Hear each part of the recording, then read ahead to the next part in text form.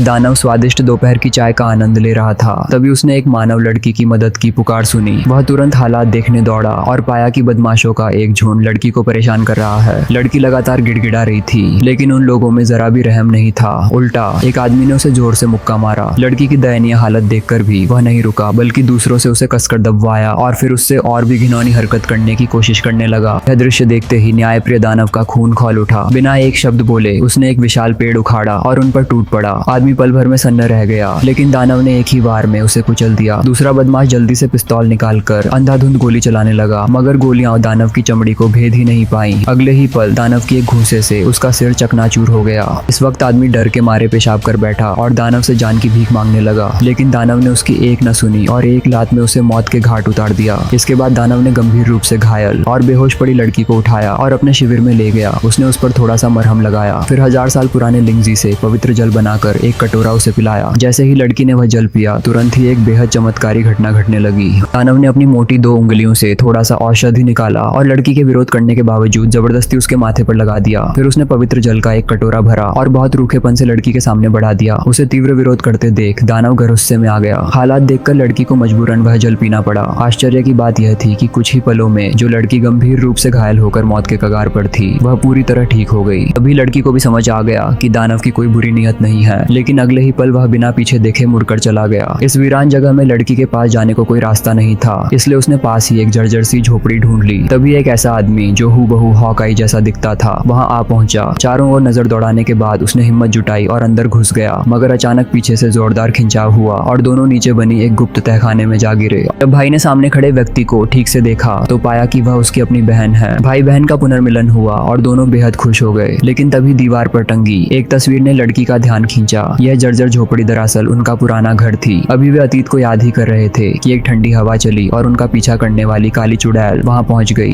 लड़की ने फुर्ती से हथियार उठाकर फेंका, लेकिन सामने वाली ने उन्हें बड़ी आसानी से झटक दिया। फिर काली चुड़ैल ने दोनों हाथ लहराए और भाई बहन की सारी बचने की राहें बंद कर दी। सच यह था कि उनकी माँ कभी दुनिया की सबसे शक्तिशाली चुड़ैल थी। उस दिन उन्हें अचानक खतरे का आभास हुआ। उन्होंने अपने पति से बच्चों को तुरंत दूर भेजने को कहा, लेकिन इसके बाद गांव वालों ने उन पर सामूहिक हमला किया और उन्हें जिंदा जला दिया। मानसिक संतुलन खो चुके लोगों ने पिता को भी फांसी पर चढ़ा दिया। काली चुड़ैल चुपचाप भीड़ में खड़ी थी। स्पष्ट था कि यह सब उसी की साजिश थी। अब यदि वह लड़की का दिल हासिल कर ले तो वह दुनिया की सबसे शक्तिशाली काली चुड़ैल बन जाएगी। बहन की रक्षा के लिए भाई ने तुरंत हमला किया, लेकिन काली चुड़ैल ने उसे एक ही बार में पेट में छुरा घोंप दिया। फिर उसने भाई को धक्का देकर तहखाने में फेंक दिया और लड़की को जबरदस्ती उठा ले गई। दगा नहीं कितना समय बीत गया, तभी गंभीर रूप से घायल भाई की आंख खुली। सामने एक सुंदर स्त्री खड़ी थी और उसने देखा कि उसके घाव पूरी तरह भर चुके हैं। उसने घबराकर पूछा कि आखिर हुआ क्या। तब लड़की ने सच छिपाना छोड़ दिया। वह दुनिया में बची आखिरी श्वेत चुड़ैल थी और सालों से चुपचाप भाई बहन की रक्षा कर रही थी। लड़की को जल्द से जल्द बचाने के लिए भाई ने अपनी पूरी जमा पूंजी झोंक दी। काली चुड़ैल के साथ अंतिम लड़ाई के लिए तैयार हो गया। उधर दामेई ने भी श्वेत जादू का प्रयोग किया और भाई के सभी हथियारों पर कवच भेदी जादुई शक्ति चढ़ा दी। सारी तैयारी पूरी होते ही वे काली चुड़ैल के अड्डे की ओर निकल पड़े और रात के अंधेरे में जंगल में स्टील के तारों के जाल बिछा दिए। बारी काली चुड़ैलों की बर्बादी की थी।